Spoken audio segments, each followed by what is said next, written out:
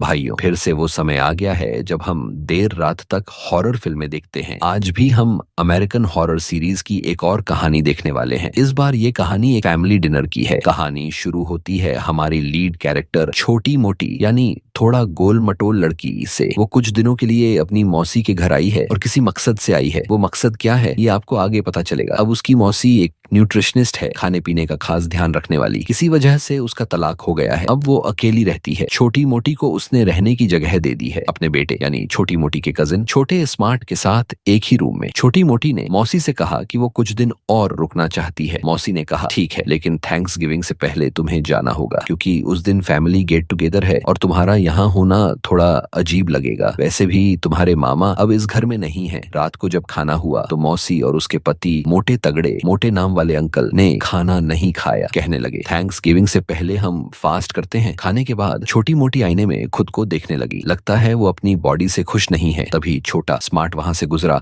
और थोड़ी मस्ती कर दी। अगली सुबह छोटी मोटी ने दौड़ना शुरू कर दिया। कमाल है यार, रास्ते में उसे एक खाली जगह पर लकड़ियों का ढेर दिखा और उसमें एक बैग पड़ा था। बैग में कुछ घरेलू सामान और एक स्लिमिंग बेल्ट जैसी चीज थी। घर पहुंचकर उसने देखा कि मोटे तगड़े अंकल एक्सरसाइज कर रहे थे। उसने उनसे पूछा कि उस खाली जगह पर वो लकड़ी का ढेर किस लिए है। मोटे अंकल बोले अरे वो तो थैंक्स गिविंग के बोनफायर के लिए तैयार किया है। छोटी मोटी ने भी ज्यादा नहीं सोचा और सीधे अपने कमरे में चली गई। कमरे में देखा कि मौसी उसके सामान की तलाशी ले रही है और उसके बैग में उसकी एक पब्लिश की हुई बुक भी मिल गई। मौसी समझ गई कि छोटी मोटी क्यों आई है। उसने सीधा पूछ लिया क्या तुम चाहती हो कि मैं तुम्हें वजन कम करने में मदद करूं? छोटी मोटी ने भी हाँ कर दी, लेकिन मौसी ने कहा थैंक्स गिविंग पास है, मैं बिजी हूँ, मैं बस तुम्हें तरीका बता सकती हूँ, साथ नहीं दे सकती। छोटी मोटी को लगा मैंने तो ठीक से मांगा भी नहीं और उन्होंने पहले ही मना कर दिया। उसी समय मौसी अचानक नीचे भागी और छोटी मोटी भी उसके पीछे गई। नीचे देखा तो मौसी और मोटे अंकल बहुत परेशान थे। अरे छोटा स्मार्ट गायब हो गया था। घर में बाहर हर जगह ढूंढा लेकिन वो मिला नहीं। छोटी मोटी को याद आया सुबह लकड़ी के ढेर में जो बैग देखा था शायद वो उसी का था और सही निकला। थोड़ी ही देर में छोटा